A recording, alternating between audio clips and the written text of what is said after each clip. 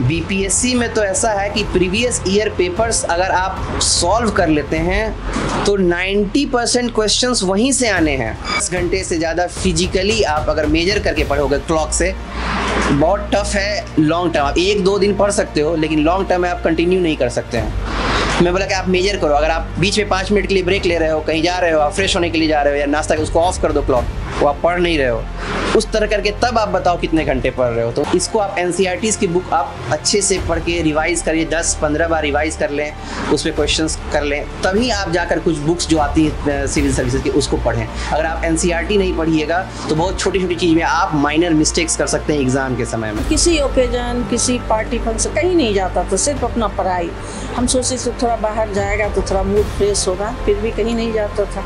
लेकिन 3 बार ये बीपीएससी निकाला तो मुझे पूरी विश्वास थी कि ये आगे करेगा। हेलो एवरीवन, वेलकम टू स्टूडेंटो। सो अभी हमारे साथ हैं स्नेह सर, जिनका 17वीं रैंक के साथ पुलिस सर्विसेज में सिलेक्शन हुआ है डीवाईएसपी के पोस्ट पर। तो आज हम उनकी जर्नी जानेंगे, उनकी बुक लिस्ट जानेंगे, स्ट्रेटजी जानेंगे। साथ में सर ने यूपीएससी की भी कई बार मेंस लिखे हैं, तो वो भी बात करेंगे। तो अभी तक आपने चैनल को सब्सक्राइब नहीं किया, चैनल को सब्सक्राइब कर लीजिए, इस वीडियो को लाइक करें, एंड आपके जो भी क्वेरीज होते हैं आप हमें इंस्टाग्राम और फेसबुक पर मैसेज कर सकते हैं। सर, सबसे पहले आप अपना एजुकेशन बैकग्राउंड बताइए। मैंने अपना स्कूलिंग जितना भी है वो रांची से किया है, Delhi public school DPS Ranchi से किया है 12th तक। उसके बाद रांची के बाद मैंने इंजीनियरिंग किया है national institute of engineering Mysore से, कर्नाटक। वहाँ पे मेरा कंप्यूटर साइंस एंड इंजीनियरिंग था, ट्रेड। और ये मैं 2009 से 13 मैंने इंजीनियरिंग किया। फिर 13 में मेरा एक सिलेक्शन हुआ था, मैं सॉफ्टवेयर इंजीनियर बना था। यूनिसिस नाम की एक मल्टीनेशनल कंपनी है बेंगलोर में, तो 2 साल मैंने जॉब किया बेंगलोर में 2013 to 15। और 2015 में मैं बेंगलोर में मुझे सिविल सर्विसेज की तैयारी करनी थी, तो बेंगलोर मैंने 2015 में छोड़ दिया। 2015 में मैं बेंगलोर से दिल्ली आ गया। पटेल नगर है, वहाँ आ गया, ओल्ड राजेंद्र नगर में मैंने तैयारी की। 2015 से 2021 तक मैं वहीं रहा, 6 साल। इस बीच मैंने यूपीएससी के फिल्म्स लिख कर मेंस लिखे 4 बार। और इसके अलावा मैंने राजस्थान का भी दिया, मेंस दिया, उत्तर प्रदेश का भी दिया, सब जगह दिया। लेकिन मैंने फिर एक इंटरव्यू कॉल आया था अभी, तो वहाँ नहीं गया। राजस्थान में मेरा मन नहीं था, छोड़ दिया मैंने। उत्तर प्रदेश में भी यही था। और जब 2-3 अटेम्प्ट में मेरा यूपीएससी नहीं लग रहा था कि टफ है, तो फिर मैंने स्टेट का भी देना शुरू कर दिया था। उसी हाल में मैंने बीपीएससी भी दिया, राजस्थान भी दिया।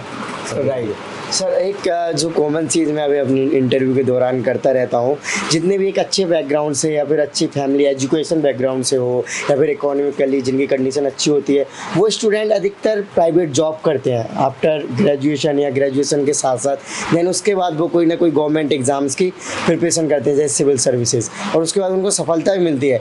बट वहीं अगर मैं देखूँ जो नॉर्मल मिडिल क्लास फैमिली से आते हैं या फिर लोअर मिडिल क्लास, वो डायरेक्ट सिर्फ प्रिपरेशन करते हैं और उनका सिलेक्शन रेशियो भी कम है। तो ऐसा क्यों सर? आपने मतलब आपको ज़रूरत नहीं थी प्राइवेट जॉब करने की, सच देखा जाए तो आपको जो ड्रीम जॉब थी उसकी तैयारी आप कर सकते थे। ज़रूर ये बात है, लेकिन इसमें है ये कि आप ये सिविल सर्विसेज में आना, तैयारी करना, ये सब लोग जानता है, ये टफ माना जाता है करियर में, one of the toughest exams माना जाता है यूपीएससी या स्टेट का ही करने के लिए। तो इसके लिए लोग के माइंड में रहता है कि मैं पहले अपना एक फ्यूचर सिक्योर करके, अगर मैंने इंजीनियरिंग की पढ़ाई की है तो अगर मैं सिर्फ पढ़ाई करके अगर छोड़ देता और यहाँ तैयारी में आ जाता, तो मैंने जो पढ़ाई किया है वो मेरा पढ़ाई वेस्ट हो जाता है इंजीनियरिंग। अभी मैंने जो पढ़ाई किया है उसको मैंने अप्लाई किया, 2 साल जॉब किया। अगर 2 साल जॉब नहीं करता तो मेरा सारा वो नॉलेज वेस्ट हो जाता कंप्यूटर। उस नॉलेज को मैंने अप्लाई किया और देखा कि हाँ मैं ये जॉब कर सकता हूँ सक्सेसफुली। वो अलग बात थी, मुझे सेटिस्फैक्शन नहीं आता था, इसलिए वो जॉब मैंने छोड़ा। लेकिन अगर मैं जॉब नहीं करता तो ये 4 साल की पढ़ाई मेरी वेस्ट हो जाती। मैंने उस पढ़ाई को भी वेस्ट नहीं होने दिया, उसका प्रैक्टिकली एप्लीकेशन मैंने किया, अच्छे से जॉब किया मैंने यूनिसिस में। और फिर जब मुझे लगा 2 साल में कि हाँ अब मुझे, एक बोलते हैं ना लीप ऑफ फेथ लेकर मैंने क्विट किया कि जो मेरा चाइल्डहुड ड्रीम था कि हाँ मैंने अब यहाँ से अपना बेस बना लिया। मुझे बहुत सीखने को मिला प्राइवेट जॉब में अपने, कि कैसे काम करना चाहिए फ्यूचर में। तो वो ऐसा नहीं है कि लोग जॉब करते हैं उन्हीं का होता। अच्छा, एक बात और आपने कही कि बहुत लोग जो होते हैं जो सिंपल ग्रेजुएशन करते हैं, कहीं जॉब नहीं किया तो उनका रेशियो कम होता है। रेशियो कम है, हो सकता है एक्सपोजर के कारण उनको, इसलिए मैं सबको रेकमेंड करूंगा कि अगर आप जो चीज़ पढ़ाई किए हैं, अगर आप उसके बेसिस पे कुछ जॉब करते हैं तो आपको एक्सपोजर मिलता है, नॉलेज आपकी गेन होती है, फ्यूचर करियर ग्रोथ में आपको वो फ़ायदा ही करेगा। Yes sir. ओके, सो आप डिफरेंट बैकग्राउंड के बाद देन आप सिविल सर्विसेज की तैयारी करते हो, जहाँ पे आपको ह्यूमैनिटीज़ के ज़्यादातर सब्जेक्ट पढ़ने होते हैं। तो सर स्ट्रेटजी वगैरह स्टार्टिंग में कैसे करते थे आप, और कम्प्लीटली अभी तो आपके एकदम चेंज हो गया हो, अभी तो आपको सिर्फ ऊपर लास्ट टाइम में देखने वाला सीन जैसा हो गया होगा। हाँ, इसमें ये है कि जैसे इंजीनियरिंग बैकग्राउंड के आते हैं ह्यूमैनिटीज़ पढ़ने, तो मेरा ये था कि जब मैं जॉब करता था तो ऑफिस में शुरू में मुझे काम रहता नहीं था, मैं ट्रेनी था, सीख रहा था यूनिसिस में, सॉफ्टवेयर इंजीनियर था, तो उस समय मुझे काम का लोड नहीं था, तो मैं अपने एनसीईआरटी के बुक्स अपने ऑफिस कंपनी में ही पढ़ाई करता था। ओके।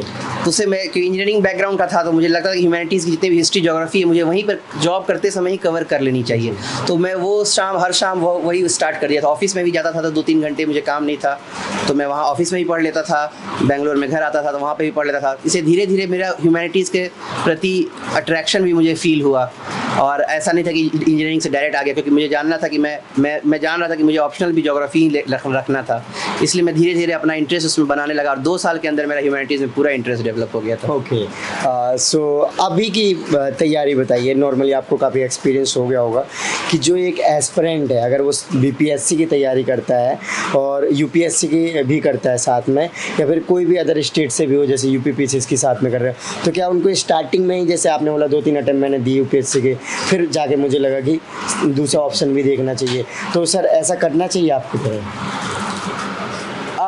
नहीं, आप अगर सिंगल हैंडेडली किसी चीज़ पे फोकस कर रहे हैं और अगर आपको लग रहा है तो आप तैयारी कर रहे हैं, आप अटेम्प्ट्स दे रहे हैं, लेकिन रियलिटी ये है कि आप ये भी तो फील कर रहे हैं कि मेरा 2 अटेम्प्ट हो गया, 3 अटेम्प्ट होगा, कहीं नहीं होना चाहिए, तो आपको एक सेफ्टी के लिए, मेरा जैसा ये मेरा ओपिनियन है कि सेफ्टी के लिए तब तो आपको दूसरा जगह कोशिश करना ही पड़ेगा। हाँ, अगर आप ऐसा बोला जाता है कि 2 नाव पे पैर नहीं रखना चाहिए इसके पर, लेकिन ज़्यादा डिफरेंसेस नहीं है तैयारी में यूपीएससी के और स्टेट सर्विसेज के, इसलिए वो फ़ायदा हो जाता है। मैंने बीपीएससी जब दिया था 63rd पहली बार दिया था, तो उसके लिए मैंने एक्स्ट्रा कुछ नहीं पढ़ा था, मैं यूपीएससी की पढ़ाई से ही बस बिहार रिलेटेड कुछ करंट अफेयर्स था, स्पोर्ट्स जो कि यूपीएससी में ही पूछते हैं, स्पोर्ट्स पढ़ लिया, थोड़ा बिहार रिलेटेड करंट अफेयर्स पढ़ लिया, मेरा निकल गया बीपीएससी। मैं बीपीएससी के लिए कुछ खास एक्स्ट्रा प्रिपरेशन नहीं किया, तो फ़ायदा ही हुआ मेरे लिए 2-3 अटेम्प्ट के बाद सब समझने में। लोग भी ऐसा ही करते हैं, ज़्यादा डिफरेंसेस नहीं है। इनफैक्ट जो भी एस्पिरेंट जो यूपीएससी की तैयारी करते हैं उनका 90% of the portion state services का कवर हो जाता है। राइट। आपका ऑप्शनल क्या है सर? मेरा ज्योग्राफी ऑप्शनल है। ज्योग्राफी और मीडियम इंग्लिश ही होगा? English medium. ओके, सो जैसे कि आपने अभी बताया इसके बारे में, सर अगर जो बच्चा कोई डायरेक्टली बीपीएससी की तैयारी करना चाहता है और वो अभी से पढ़ता है, तो उसे कैसे लेकर चलना चाहिए अपनी प्रिपरेशन को, ताकि वो कम टाइम में या फिर जल्दी अटेम्प्ट्स में अपनी सिलेक्शन ले ले? 2 सिनेरियो, एक तो अगर वो कोई जॉब कर रहा है या एक तो वो खाली बैठा हुआ है। अगर खाली बैठा हुआ है, उसके पास बहुत समय है, तो वो अपने आप को सबसे पहले, सब लोग जहाँ जो यूपीएससी के लिए भी एप्लीकेबल है, बीपीएससी के लिए भी है, अलग स्टेट के लिए भी है, उसे पहले अपना बेस स्ट्रॉन्ग करना चाहिए। एनसीईआरटी जिसको पढ़नी चाहिए, हिस्ट्री हुआ, ज्योग्राफी हुआ, जो क्लास 6 से 12 है, अगर नहीं है आपके पास टाइम तो 11 to 12 की किताबें आती हैं, 2 किताबें हैं, वो हिस्ट्री की भी हैं, ज्योग्राफी की भी हैं, वो किताबों पे उनका कमांड होना चाहिए। कुछ बेसिक बुक्स हैं, ज्योग्राफी की हो गई, हिस्ट्री की हो गई, पॉलिटी हो गई, इन्वायरमेंट हो गया, आर्ट एंड कल्चर हो गया, वो यूपीएससी में ज़्यादा मैटर करता है। इसको आप एनसीईआरटीज़ की बुक आप अच्छे से पढ़ के रिवाइज़ करिए, 10-15 बार रिवाइज़ कर लें, उस पर क्वेश्चंस कर लें, तभी आप जाकर कुछ बुक्स जो आती हैं सिविल सर्विसेज की उसको पढ़ें। अगर आप एनसीईआरटी नहीं पढ़िएगा तो बहुत छोटी छोटी चीज़ में आप माइनर मिस्टेक्स कर सकते हैं एग्ज़ाम के समय में। जी। ओके, सो अभी बात की जाए, जैसे करंट अफेयर्स के बारे में भी बताया, स्पेशली स्टूडेंट्स क्या होते हैं मेंस, और मेंस में आपका भी काफ़ी असफलता है यूपीएससी में तो आपने देखी है, तो सर मेंस को लेकर क्या करना चाहिए? जैसे कि आपने बताया था कि आपके अक्सर क्वेश्चन छूट जाते थे, तो कहीं ना कहीं एक रीज़न ये भी हो सकता है। हाँ, टाइम कांस्टेंट था मेरा ऐसा टाइम में, मतलब कि टाइम कांस्टेंट में मेरा क्वेश्चन छूटने का ये बैड हैबिट मेरा था, यूपीएससी नहीं बल्कि बीपीएससी में। हालांकि अभी जो मैंने एग्ज़ाम दिया है, निकाला है, और हर बार जो मैंने निकाला है बीपीएससी, हर बार मैंने क्वेश्चन छोड़ा है, 100% मैंने अटेम्प्ट नहीं किया। इस बार भी इसमें मेरा सिलेक्शन हुआ है, उसमें भी मैंने लगभग 75 मार्क्स का अटेम्प्ट ही नहीं किया। ऑप्शनल ज्योग्राफी ऑप्शनल मैंने एक 50 मार्क्स का क्वेश्चन था उसको थोड़ा सा लिखा था और 20 नंबर का लिखा होगा, मतलब अगर 50 नंबर उसका वेटेज है तो, और एक और क्वेश्चन था वो भी इसी तरह का लिखा था, तो लगभग 60 नंबर का मैंने छोड़ दिया ऐसा ही। वो रहता तो और 20-30 नंबर मुझे आ जाता। तो ये है, तो इसके लिए ये करना चाहिए कि आपको टाइम वे में आपको डेली रूटीन चाहिए कि हाँ 1 घंटा, ज़्यादा आप 3 घंटे का पेपर नहीं सॉल्व कर सकते तो 1 ही घंटा का 7 क्वेश्चन ले लीजिए, ठीक है। उसको टाइम बाउंड में आप प्रीवियस ईयर क्वेश्चंस को सॉल्व कीजिए, टाइम बाउंड में एकदम, और सिंसियरिटी के साथ। वो सिंसियरिटी एक्चुअली डेवलप नहीं होती है, इसीलिए वो लोग करना नहीं चाहता है। अगर वैसा किसी को टेस्ट सेंटर पर लोग, इसीलिए लोग टेस्ट सीरीज ज्वाइन करते हैं जहाँ पे बाकी लोग दे रहे हैं, तो वैसा इन्वायरमेंट फील होता है। घर में वैसा इन्वायरमेंट फील होता नहीं है, लेकिन अगर आप डिसिप्लिन्ड है और वैसा इन्वायरमेंट खुद से क्रिएट कर सकते हैं तो वो आपको जरूर करना चाहिए, आपका क्वेश्चन कभी नहीं छूटेगा। वो मेरा कमी था, मैंने नहीं किया था, ये मैं एडमिट करता हूँ। ओके, सो कोई भी एग्जाम्स हो, सिविल सर्विसेज के खास तौर पे देखा जाए तो प्रीवियस ईयर क्वेश्चंस पेपर बहुत हेल्पफुल लगते हैं। तो क्या आपके प्रिपरेशन में बीपीएससी वगैरह के एग्जाम्स के जो प्रीवियस ईयर पेपर्स थे वो हेल्पफुल रहे? जरूर। बीपीएससी में तो ऐसा है कि प्रीवियस ईयर पेपर्स अगर आप सॉल्व कर लेते हैं तो 90% क्वेश्चंस वहीं से आने हैं। मैं आपको बताता हूँ, जैसे कि बीपीएससी में 3 पेपर होता है, जनरल स्टडीज़ 1, जनरल स्टडीज़ 2 और ऑप्शनल। जीएस 1 में हिस्ट्री पूछा जाता है, उसमें आप गेस कर सकते हैं कि यही क्वेश्चंस आएंगे। 3 ही है, जैसे कि 3 पेंटिंग है, जैसे कि यहाँ पे पटना कलाम पेंटिंग है, मधुबनी पेंटिंग, मिथिला पेंटिंग, और इस तरह करके ये 3 पेंटिंग्स हैं। 3 पेंटिंग में से एक पेंटिंग का क्वेश्चन वो आएगा ही आएगा, हर साल आता है। प्रीवियस ईयर क्वेश्चन आप बनाइएगा उस फॉर्मेट में, 4 पन्ने का, 4.5 पन्ने का आपके पास आंसर प्रिपेयर्ड होना चाहिए पहले से, अच्छे से डायग्राम सबके साथ अगर बना सकते हैं, मैप वैप कुछ, तो ये आना ही आना है। उसी तरीके से फ्रीडम स्ट्रगल पे एक क्वेश्चन आएगा ही आएगा, या तो वो 1857 का आएगा रिवॉल्ट, या फिर फ्रीडम स्ट्रगल रिलेटेड आएगा, गांधी जी पे जितना भी सत्याग्रह मूवमेंट 1915 में इंडिया आने के बाद उन्होंने किया उससे रिलेटेड आते हैं, जो उसमें लिखा हुआ सेट ऑफ पैटर्न्स है, 10-15 क्वेश्चंस हैं, उसमें से एक आएगा ही आएगा, वो गारंटीड है हर साल। आज अगर आ गया कुछ फ्रीडम 1857 पे, तो कल आ जाएगा कुछ अगले साल सिविल डिसोबीडियंस मूवमेंट पे, वही क्वेश्चंस ही आते हैं। और इसके अलावा एक और सेक्शन होता है जिसमें कि व्यूज़ पूछे जाते हैं, गांधी के विचार, नेहरू के विचार, इसमें से कोई एक जरूर आएगा। इसके बाद वेस्टर्न एजुकेशन पे आता है तो उसमें से एक क्वेश्चन आएगा। तो प्रीवियस ईयर आप क्वेश्चन सॉल्व करते हैं तो आपका उसी में से ही, उससे बाहर क्वेश्चन आता ही नहीं है, जो GS 1 हिस्ट्री के बात है। दूसरा पेपर होता है स्टैटिस्टिक्स, वो आपको सॉल्व करना चाहिए, स्टैटिस्टिक्स हमेशा बनाना चाहिए। और ये स्टैटिक पोर्शन हो गया, तो स्टैटिक पोर्शन के लिए तो प्रीवियस ईयर क्वेश्चन मैंडेटरी है। ओके, सो स्टूडेंट्स क्या होते हैं कि कहीं क्वेश्चन छूट ना जाए तो ये बुक भी पढ़ लो, ये भी पढ़ लो, एक सब्जेक्ट की कम से कम 2-2, 3-3 बुक फॉलो करते हैं, तो ये करना चाहिए? ये मैं अच्छा क्वेश्चन पूछा आपने। मैं सारे फ्यूचर एस्पिरेंट्स को ये बोलना चाहता हूँ कि एक चीज़ के लिए स्टिक टू 1 सिंगल सोर्स। आप 2 सोर्स पढ़िएगा, वो आपका कवर नहीं हो पाएगा। उसको कवर करने के चक्कर में आप अटेम्प्ट्स पे अटेम्प्ट्स देते जाएंगे, जो मेरे साथ हुआ।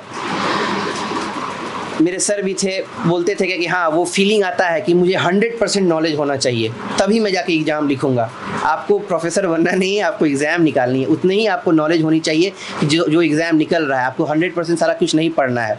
जो प्रीवियस ईयर क्वेश्चंस आ रहे हैं, जहाँ से आ रहे हैं, अगर आप अब फ्रीडम स्ट्रगल पूछ रहा है तो आप देख लीजिए कहाँ से कहाँ तक पूछ रहा है। उसका एक टाइम स्पैन है, 1857 से 1947 का पूछता है।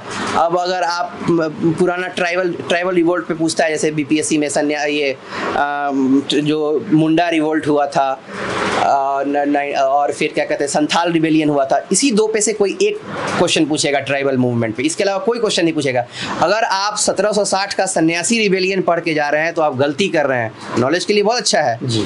सन्यासी रिबेलियन, चुआर अपराइजिंग पढ़ रहे हैं 1768 का, बहुत सारे अपराइजिंग्स हुए थे। खारवार रिबेलियन हुआ था बिहार में 1760 में। बोलेगा बिहार का है, पूछ सकता है, वो कभी पूछता ही नहीं। आप क्यों पढ़ रहे हैं उसको, उसकी ज़रूरत नहीं है। वो सिर्फ 2 ही पूछेगा, दैट इज़ गारंटीड। या तो 1857, या तो वो मुंडा जी का पूछेगा रिवोल्ट, या फिर वो बिरसा रिबेलियन पूछेगा, 2 में से कोई एक। इसीलिए जितना है उतना ही पढ़ें और एक सोर्स से पढ़ें। ओके, सो पढ़ाई के दौरान क्या होता है कि काफ़ी डिस्ट्रैक्शंस आ जाते हैं, तो इन डिस्ट्रैक्शंस को कुछ भी डिस्ट्रैक्शंस हो सकते हैं, इनको कम करने के लिए क्या कर सकते हैं? मेरा सिंपल लॉजिक था। मैं 2015 में मैंने आया था, मैं बेंगलोर छोड़ कर दिल्ली आया था। उसके बाद से मैं फेसबुक, व्हाट्सएप से बाहर हो गया। 7 साल डिस्ट्रैक्शन का सबसे बड़ा मीडिया है ये जी। मैं 7 साल से अभी मैं हाल फिलहाल में मैं अभी जब हुआ कुछ अच्छा तो मैं 1 महीने पहले फेसबुक पे वापस आया हूँ। व्हाट्सएप मेरे पास था भी नहीं अभी पिछले कुछ 6-7 महीने 8 महीने पहले व्हाट्सएप पे मैं जब मेरा यहाँ लेबर इन्फोर्समेंट ऑफिसर में हुआ था तो उसमें ऑफिसर्स का ग्रुप होता है उसमें मैंडेट मुझे बोला सारे ऑर्डर्स उसी में आएंगे तो मजबूरन मुझे व्हाट्सएप पे आना पड़ा कि सारे ऑर्डर्स देखने पड़ेंगे। लेकिन मैं व्हाट्सएप पे भी नहीं था, फेसबुक पे नहीं, no Instagram, no Twitter, no social media. लेकिन लोग बोलते हैं ऐसे कट ऑफ रहने की भी कोई जरूरत नहीं, बहुत लोग बिना कट ऑफ के भी करते हैं, बहुत लोग सोशल है, बहुत सारे ऐसे टॉपर्स हैं जो बोले हैं कि लोग बोलता है पूरा लाइफ से कट ऑफ, इसकी भी कोई जरूरत नहीं। आप देख लीजिए अगर आपको डिस्ट्रैक्शन फील होता है कि हर दिन आप मोबाइल देख रहे हैं 2-3 घंटे तब आप ये डिसीजन लीजिए, ये सबका अपना इंडिविजुअल ओपिनियन होता है। मैं डिस्ट्रैक्टेड फील करता था इसीलिए मैं कट ऑफ रहता था। राइट। और एक और बात रहती है कोई भी सिविल सर्विसेज की तैयारी करता हो तो पूछा जाता है भाई आप 15 घंटे पढ़ते होगे, 16 घंटे पढ़ते होगे, नहीं तो 10 घंटे तो पढ़ते होगे, तो ऐसे कितने घंटे पढ़ना चाहिए एवरेज आइडियल टाइम? शुरू में मेरा आदत था मैं मेजर करके पढ़ता था, ये एडमिट करता। यूपीएससी में मैं क्लॉक में मेजर करके पढ़ता था, मुझे लगता था 10 घंटे आइडियल टाइम है, कोशिश करता था। बहुत लोग मैं जब यूपीएससी में मेरा फर्स्ट बार प्रीलिम्स निकला, मेंस लिख रहा था मैं, उस समय बहुत कुछ स्टूडेंट से मिला तो वो बोले कि मैंने पूछा आप कितने घंटे पढ़ते हो तो बोला मैं यार 14-15 घंटे हो जाता है यार, मेरा फर्स्ट अटेम्प्ट में ही निकल गया है, मैं मेंस लिखने आ जाया हूँ, मेरा उन लोग का सेंटर सेम था। तो मैं बोला कि कैसे आप करते हो? एक्चुअली मुझे ऐसा लगता है कि 10 घंटे से ज़्यादा फिजिकली आप अगर मेजर करके पढ़ोगे क्लॉक से बहुत टफ है लॉन्ग टर्म। आप 1-2 दिन पढ़ सकते हो लेकिन लॉन्ग टर्म में आप कंटिन्यू नहीं कर सकते हैं। मैं बोला कि आप मेजर करो, अगर आप बीच में 5 मिनट के लिए ब्रेक ले रहे हो, कहीं जा रहे हो, आप फ्रेश होने के लिए जा रहे हो या नाश्ता उसको ऑफ कर दो क्लॉक, वो आप पढ़ नहीं रहे हो, उस तरह करके तब आप बताओ कितने घंटे पढ़ रहे हो, तो वो सारा चीज़ कट जाता है उसमें। तो मैं 10 घंटे कोशिश करता था पढ़ने के लिए लेकिन ऑन एन एवरेज मेरा 8-9 ही हो पाता था शुरू में। तो कोशिश करता था, कभी कभी मैं एग्ज़ाम के समय में बढ़ जाता था, मेरा 10-12 हो जाता था, लेकिन वो 1-2-3 दिन के लिए ही होता था, लगातार मैं नहीं पढ़ पाता था उतना। एवरेज अगर लॉन्ग टर्म मेरा 5 साल का एवरेज देखा जाए तो 8.5 घंटा या होगा एवरेज लॉन्ग टर्म का। ओके। और यूपीएससी एंड बीपीएससी में एक मेजर जो डिफरेंस मैंने मतलब समझा है या फिर जो लोगों से बात करके समझ आई, तो इसमें क्या फैक्चुअल चीज़ें ज़्यादा पूछी जाती है बीपीएससी में, लेकिन हाँ, लेकिन यूपीएससी में कॉन्सेप्ट बेस्ड होता है, तो इसके लिए आपने फैक्ट्स वगैरह को याद कैसे किया सर? हाँ, ये है, यूपीएससी में कॉन्सेप्ट्स पूछे जाते हैं, बीपीएससी में फैक्ट्स, एग्जैक्ट फिगर अगर आपको याद है तो वो पूछे जाते हैं। कॉन्सेप्ट जैसे फॉर एन एग्जांपल आप प्रेसिडेंट का इलेक्शन पढ़ के जा रहे हैं कि प्रेसिडेंट के इलेक्शन में कौन कौन हिस्सा लेता है, वो बुक में लिखा हुआ है, लेकिन वो ये नहीं पूछेगा, उसका एप्लीकेशन पूछ देगा कि हाँ ठीक है प्रेसिडेंट के इलेक्शन में मेंबर्स जो हैं, जो इलेक्टेड मेंबर्स ऑफ स्टेट के असेंबलीज के भी जाते हैं, पार्लियामेंट के जो इलेक्टेड मेंबर्स जाते ही हैं, और जो अगर कहीं विधानसभा है वहाँ के इलेक्टेड मेंबर, विधान परिषद के नहीं, विधानसभा के जो इलेक्टेड मेंबर्स है वो भी जाते हैं, ये बुक में लिखा हुआ है। लेकिन क्वेश्चन 2 स्टेटमेंट में यूपीएससी क्या पूछ देगा कि हाँ इसमें विधानसभा के जाते हैं, अगर विधानसभा भंग है तो क्या उस समय उन एमएलएज को पावर है वो प्रेसिडेंट को वोट करने का? तो आप सोचिएगा ये एप्लीकेशन है, तो इसके लिए पढ़ना पड़ता है। हाँ, अगर वो भंग हो गया है तो वो प्रेसिडेंट के लिए वोट कर सकता है, उनको लेजिस्लेटिव पावर है लेकिन एग्जीक्यूटिव पावर उनका बंद हो जाता है। तो प्रेसिडेंट के लिए वोट अगर कहीं लेजिस्लेटिव को भंग कर दिया गया है और नया कोई इलेक्शन नहीं हुआ है उस स्टेट में, तो भी विधानसभा के एमएलएज वोट कर सकते हैं प्रेसिडेंट के लिए, लेकिन कोई और एग्जीक्यूटिव दायित्व नहीं कर सकते हैं। तो ये सब चीज़ टेक्निकल के लिए पूछता भी है यूपीएससी इस तरह के छोटे छोटे क्वेश्चन, तो आपको एप्लीकेशंस पे ध्यान देना चाहिए। राइट। ओके। सो सर पढ़ाई के दौरान क्या होते हैं कि जैसे नॉवेल्स हो गए या और तरह तरह की चीज़ें हैं, तो ये किताबें पढ़ना कितने हद तक सही? हाँ, अगर आप नॉवेल्स पढ़े हैं और इंटरव्यू में पूछता है, ये बहुत हेल्पफुल रहता है। तो मैं क्या करता था, मैं 2-3 इंटरव्यू के लिए किया है, मैंने कुछ 2-3 नॉवेल्स के जिस्ट पढ़ लिए थे, समरी, अच्छे नॉवेल जो फेमस थे उसका 2-2 पन्ने का जिस्ट आता है, अवेलेबल है ऑनलाइन पे बिल्कुल फ्री। कुछ अच्छे नॉवेल्स हैं और कुछ बड़े इंपॉर्टेंट जो अभी पोस्ट्स पे हैं, वाइस प्रेसिडेंट कुछ लिखते हैं या कुछ लिखे हैं, और जो जनरली होता है रुडियार्ड किपलिंग का या कोई भी कुछ नॉवेल्स है, मैं 10-12 का जो चर्चा में रहता था उसका जिस्ट पढ़ लेता था।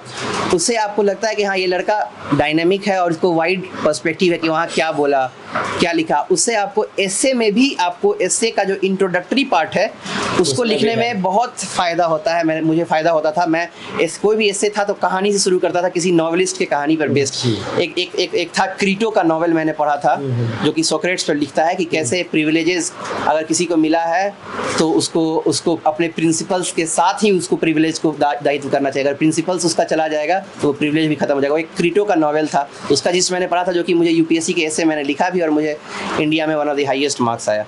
राइट, कुछ जैसे आपने जो जिस्ट बताया उनके नाम याद हो नोवेल्स के? मैंने बहुत सारे नॉवेल्स जो देखे हैं अभी, जैसे कि एक है, मैंने जो क्रीटो का था, एक जो मैंने पढ़ा था जैसे के लिए पढ़ा था, तो उसका नाम ही है क्रीटो, खुद लिखा हुआ है क्रीटो सोक्रेट्स का डिसाइपल था और उसको जेल में फांसी की सजा हुई थी, उसको बचाने के लिए गया था, अपना कुछ बोल रहा था, तो क्रीटो नाम से ही वो है। और उसको प्लेटो अरिस्टोटल भी उसको पढ़ के ही रेफरेंस देता था, तो क्रीटो नाम से ही वो क्रीटो अपना नॉवेल लिखा है और उसमें बताता है कि क्या करना चाहिए, क्या लाइफ जीनी चाहिए, कैसे स्टेट से होते हैं। तो थोड़ा सा मैं फिलोसॉफिकल टाइप का नॉवेल पढ़ता था, जो कि मुझे एग्जाम के लिए, वही मैंने फिर से बोला कि जितना आपको जरूरत हो एग्जाम निकालने के लिए आप उतना ही पढ़िए जिसको फायदा हो, बाकी extra knowledge. Right. So last में एक और चीज़ बताइए, रिसोर्सेज के बारे में बता दीजिए। नॉर्मली बच्चे पूछते बुक लिस्ट, लेकिन होती तो सब सेम ही है, लेकिन एक बार नाम बता दीजिए एटलीस्ट। मैं यूपीएससी की तैयारी करता था, उसी का सारा बता देता हूँ, उसी से मेरा बीपीएससी भी हो गया। तो सारे सब्जेक्ट्स हैं, जैसे सबसे पहले पॉलिटी स्टार्ट करता हूँ। पॉलिटी में सब लोग जानता है, एम लक्ष्मीकांत की बुक होती है, सभी जानते हैं लोग उसको। आप उसकी जो लेटेस्ट एडिशन है वो पढ़ें, अपडेटेड रहता है। और लक्ष्मीकांत आप बार बार पढ़ें। एक चीज़ मैं फ्यूचर एक्सपीरियंस को बताना चाहता हूँ कि उसकी नोट्स ना बनाएं आप। लक्ष्मीकांत खुद एक नोट्स फॉर्म में बुक है, आप बनाइएगा, आपका टाइम भी वेस्ट होगा और आप उसको रिवाइज नहीं कर सकते हैं। आप लक्ष्मीकांत को लीजिए फ्री टाइम में, और बेयर आर्टिकल का ऐप रखिए आप। कॉन्स्टिट्यूशन का ऐप आता है, उसमें कौन सा आर्टिकल में कौन सा है, प्रेसिडेंट का कौन सा आर्टिकल है, पार्लियामेंट का कौन सा आर्टिकल, यूनियन का कौन सा आर्टिकल है। आर्टिकल 52 से लेकर 151 मुझे याद है, 52 से 151 तक है जैसे। तो उस तरह से याद होना चाहिए आपको जब फ्री टाइम में है आप कहीं। मैं तो वॉशरूम में भी रहता था तो उस ऐप को खोल के देखते रहता था कि हाँ आर्टिकल 1 ये बोलता है, आर्टिकल 2 ये बोलता है कॉन्स्टिट्यूशन का। तो पॉलिटी के लिए लक्ष्मीकांत की बुक हो गई। फिर उसके बाद हिस्ट्री हो गई, तो हिस्ट्री में 3 है, एंशिएंट हिस्ट्री, मॉडर्न हिस्ट्री और world history. Ancient history RS. Sharma की आती है, 11th-12th की बुक है और वो पढ़नी चाहिए आपको। क्लास 6 से 12 आपको पढ़ने की जरूरत नहीं है अगर टाइम नहीं है आपको पास। 11th-12th की बुक है, 2 बुक है 11th में, 2 बुक है 12th में। एक है एंशिएंट की, एक है मॉडर्न की, एक है मेडाइवल की, एक है वर्ल्ड हिस्ट्री। तो एंशिएंट, मेडाइवल, मॉडर्न वर्ल्ड जो 11th-12th की एनसीईआरटी है, ओल्ड एनसीईआरटी, न्यू एनसीईआरटी, अब कोई ज़्यादा डिफरेंस रहा नहीं, ओल्ड एनसीईआरटी मिलती है तो ठीक है आप पढ़ सकते हैं। तो हिस्ट्री उसके लिए होगा। ज्योग्राफी की भी सेम बुक है, क्लास 11th की ज्योग्राफी की बुक आप जरूर पढ़ें। अगर पढ़ सकते हैं तो आप 10th-12th की भी पढ़ें, लेकिन 11th की तो मस्ट है पढ़ना। फिजिकल ज्योग्राफी है 11th की, वो पढ़ें। और एक बुक आती है जीसी लियोंग करके, गोचे लियोंग, उसकी जो उसमें फिजिकल ज्योग्राफी दिया हुआ है, क्लाइमेटोलॉजी है उसमें, जियोमॉर्फोलॉजी का थोड़ा सा पार्ट्स है, वो आप अच्छे से पढ़ें, प्रीलिम्स में काम देता है आपको जीसी लियोंग। ज्योग्राफी, और मेरा ज्योग्राफी ऑप्शनल ही था तो मुझे ज्योग्राफी एक्स्ट्रा कुछ पढ़ने की जरूरत नहीं पड़ती, जो ऑप्शनल में कवर हो जाता था। तो हिस्ट्री, ज्योग्राफी, पॉलिटी हो गया। इसके अलावा 2 इंपॉर्टेंट चीज़ें, इन्वायरमेंट और आर्ट एंड कल्चर। इन्वायरमेंट के लिए मेरे पास शंकर आईएएस की एक बुक होती है, उसका लेटेस्ट एडिशन अगर आपके पास है, उसके सारे आप या उसमें आप इन्वायरमेंट के लिए मैं एक चीज़ बोलना चाहता हूँ एस्पिरेंट्स को कि अगर आप कुछ भी पढ़ रहे हैं कि ये नेशनल पार्क्स कहाँ है, नेशनल पार्क्स है तो क्या ये वाइल्ड लाइफ सेंचुरी, क्या ये टाइगर रिजर्व भी है, क्या ये बायोस्फीयर रिजर्व भी है, क्या ये एलिफेंट रिजर्व भी है, ये आपको जानना चाहिए। और जब भी ये चीज़ इन्वायरमेंट का टॉपिक पढ़ें हमेशा मैप के साथ पढ़ें, आपको पता रहना चाहिए क्योंकि लोकेट करने आ जाता है, पूछ सकता है। यूपीएससी में एक बार पूछा था कि गंगा रिवर फ्लो करती है जिम कॉर्बेट नेशनल पार्क से, तो उसका सही रीजन गंगा जस्ट बगल से पास करती है, लेकिन वो गंगा रिवर नहीं पास करती है, राम गंगा रिवर पास करती है। तो कब पता चलेगा आपको, जब आप मैप पढ़िएगा। मैप के साथ कभी भी कोई नेशनल पार्क पढ़ रहे हैं, टाइगर रिजर्व पढ़ रहे हैं, तो मैप को बगल में रखिए और देखते जाइए कौन सा मैप कहाँ है, कौन सा रामसार साइट्स, वेटलैंड्स कहाँ पर है, मैप के साथ पढ़ें। इन्वायरमेंट की ये मैं सजेशन देना चाहूँगा। उसके बाद इन्वायरमेंट हो गया, शंकर आईएएस का मैं पढ़ता था। और आर्ट एंड कल्चर का नितिन सिंघानिया का आता है बुक, वो आप पढ़ सकते हैं। मैं पूरा एंड टू एंड बोलता है बहुत ही बड़ा, बहुत ज़्यादा डिटेल्स उसमें, लेकिन आप पढ़िए आपको काम आएगा। मैं पूरा पढ़ता था Nitin Singhania, end to end मैंने पढ़ा था। ड्रामा जितना भी उनका, मैं डांस फॉर्म्स, सॉन्ग्स सब कुछ पढ़ता था। मैं कुछ भी नहीं, जबकि वो पूछते नहीं थे लेकिन मैं पढ़ लेता था वो। मैंने बहुत बार नितिन सिंघानिया रिवाइज किया। और उसके अलावा क्लास 11th की एक फाइन आर्ट की एनसीईआरटी की बुक आती है, फाइन आर्ट, वो आप जरूर पढ़ें। उसके फोटो से भी क्वेश्चन आ जाता है, डायग्राम से, कि बुद्धा का स्टैचू वहाँ पे किस अवस्था में है, शयनयान अवस्था में है कि खड़ा अवस्था में, वो फोटो में दिया हुआ है। तो आप फोटो भी जरूर देखें। ये सब क्वेश्चन पूछता है, मैं क्वेश्चंस के बेसिस पे ही एक्सपीरियंस को बता रहा हूँ कि आप छोटी सी बुक, बहुत छोटी सी बुक है, उसका आप फिगर देखें और फिगर को देख कर ही आप क्वेश्चन सॉल्व करें। इस तरह आर्ट एंड कल्चर हो जाएगा। साइंस एंड टेक्नोलॉजी है तो ये मैंने एक्स्ट्रा कुछ नहीं पढ़ता। विजन आईएएस का मैगजीन आता है मंथली, उससे करंट अफेयर्स में क्लियर होता है। इकोनॉमिक्स भी करंट अफेयर्स में, लोग बोलते हैं रमेश सिंह का पढ़ी, लेकिन बुक नहीं। मेरे पास कुछ नोट्स था वाजीराम का ही, उससे मैं येलो बुक था मेरे पास, उससे मैं पढ़ता था, लेकिन उतना डीप जाने की जरूरत नहीं है। बस आपको पता चलना चाहिए कि इन्फ्लेशन अगर ज़्यादा है तो गवर्नर आरबीआई का क्या रेपो रेट कम करता है, ज़्यादा करता है, कब इन्फ्लेशन से कैसे करेंसी पे प्रभाव पड़ता है, यही सब डिप्रिसिएशन एप्रिसिएशन बेसिक चीज़ जो होती है उसका एप्लीकेशन ज़्यादा इकोनॉमिक्स में ज़्यादा नहीं, कुछ कर्ज का ये तो आई थिंक जो एडिटोरियल डिस्कशन करते हैं उसमें ही कवर हो जाती है। हाँ, उसमें कवर हो जाती है। इसके अलावा कुछ कर्ज होते हैं, फिलिप्स कर्ज होता है, कुजनेट्स कर्ज होता है, उसमें कर्ज सब आप पढ़ लीजिए, जिसमें बताता है क्या कि अगर टैक्स बढ़ती है तो क्या टैक्स रिटर्न, अगर सरकार टैक्स बढ़ाती है तो क्या आपको सरकार के उतना पैसा आता है या अनएम्प्लॉयमेंट घटता है, अनएम्प्लॉयमेंट वर्सेस जीडीपी, इस तरह करके बहुत सारे कर्ज आते हैं। तो कुजनेट्स कर्ज बोलते हैं, फिलिप्स कर्व बोलते हैं, वो कर्ज को पढ़ लेना चाहिए इकोनॉमिक्स में, वो इंपॉर्टेंट है। और आरबीआई के जो भी है मॉनेटरी पॉलिसी बोलते हैं, गवर्नमेंट्स के फिस्कल पॉलिसी बोलते हैं, वो सब थोड़ा बजट और इकोनॉमिक सर्वे, बजट और इकोनॉमिक सर्वे का मस्ट है। आप बजट का समरी ले लीजिए जब भी कोई बजट आता है। ऐसे है कि 1 फरवरी को यूनियन गवर्नमेंट कहा जाता है बजट, 1 फरवरी को, और उसके एक दिन पहले 31 जनवरी को हर साल एक दिन पहले इकोनॉमिक सर्वे सरकार रिलीज करती है, और 1 फरवरी को यूनियन बजट। बिहार में वही 28 फरवरी को यूनियन बजट जारी करती है बिहार सरकार। तो आप बजट का समरी आता है 4-5 पन्ने का, विजन भी जारी करता है, वो बजट का समरी जरूर पढ़ें। और इकोनॉमिक सर्वे का आपको, अगर पिछली बार 2 वॉल्यूम आया था तो इकोनॉमिक सर्वे बहुत, इसको आपको इकोनॉमिक्स का आंसर लिखने में बहुत ज़्यादा आप कोट कर सकते हैं कि आरबीआई गवर्नर का ये एक रिकमेंडेशन है, उसमें लिखा होता है कि अगर ऐसा है तो आप ये क्या कर सकते हैं, कौन सा मॉडल ला सकते हैं अनएम्प्लॉयमेंट हटाने के लिए, क्या आपको यूनिवर्सल बेसिक इनकम सबको दे देना चाहिए पॉवर्टी हटाने के लिए, बेसिक अनएम्प्लॉयमेंट भत्ता कि कितना लगता है, स्वीडन में इतना दे रहा है कितना, तो वो सब कोट किया हुआ है फिगर, वो आप मेंस में लिख दीजिए तो आपका आंसर अच्छा हो जाता है। तो मैं बस यही बोलना चाहता हूँ इकोनॉमिक्स में ये हो सकता है। उसके अलावा करंट अफेयर्स आप विजन आईएएस का मंथली मैगजीन पढ़िए, और मैं उसको एक मैगजीन नहीं पढ़ता था, मुझे लगता था कि कवर नहीं होगा, तो मैं इनसाइट्स डेली करंट अफेयर्स आता है, उसका डेली करंट अफेयर्स भी मैं पढ़ता था। Okay, thank you so much sir, आपने काफ़ी डिटेल में बताया। आई थिंक सर आपको ऑफिसर्स के अलावा मुझे लग रहा है आपको फैकल्टी होना चाहिए, टीचिंग करनी चाहिए, तो आप ज़्यादा उसमें अच्छा कर पाओगे। सो गाइस, देखा कि सर ने डिटेल में एक्सप्लेनेशन किया, पर्टिकुलर टॉपिक्स को भी बताया कि किस किस तरीके से एग्जाम्स में पूछे जा सकते हैं और आप किस तरीके से पढ़ सकते हो। सो आई होप कि आपको वीडियो अच्छी लगी होगी, तो इसको लाइक करें। अभी तक आपने चैनल को सब्सक्राइब नहीं किया, चैनल को सब्सक्राइब कर लीजिए। एंड आपके जो भी क्वेरीज होते हैं आप हमें इंस्टाग्राम और फेसबुक पर मैसेज कर सकते हैं, इन सभी के लिंक वीडियो को डिस्क्रिप्शन में। जय हिंद। ओके, सो अभी हमारे साथ हैं स्नेह सर की माता जी, तो सबसे पहले आपको नमस्कार। हाँ, और अभी इनका आपने काफ़ी असफलताओं के बाद रिजल्ट पॉजिटिव देखा है, तो आप क्या कहना चाहेंगे? बहुत खुशी हुई, और मतलब उस खुशी का मैं वर्णन कैसे करूं।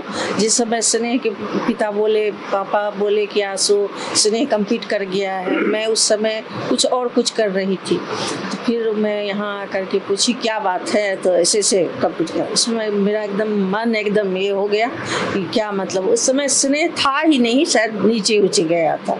आया तो सबको देखा, खुशी का आंसू, तो ये भी डर गया कि क्या हुआ। फिर इसको बोले कि बाबू तुम्हारा रिजल्ट निकल गया, तुम डीएसपी बन गए। फिर ये पूरे एकदम पापा के लपट गया, पापा से, उसके बाद मेरे से, पूरा खुशी का माहौल छा गया। और स्नेह को मैं बचपन से ही अपने साथ में ही रह करके रांची में पढ़ाया लिखा है। नॉर्मली कोई भी पेरेंट्स अपने बच्चों के साथ कितने भी असफल हो, कभी उनको ऐसा नहीं करते कि क्यों नहीं हो रहा है, तू कुछ कर नहीं रहा है, ऐसा तो नहीं बोलते हैं, लेकिन उनके अंदर एक थोड़ा सा डर रहता है कि अगर ये इधर नहीं हुआ फिर क्या करेगा। और कुछ लोग अच्छे बैकग्राउंड से नहीं होते, इकोनॉमिकली कंडीशन उतनी अच्छी नहीं होती है।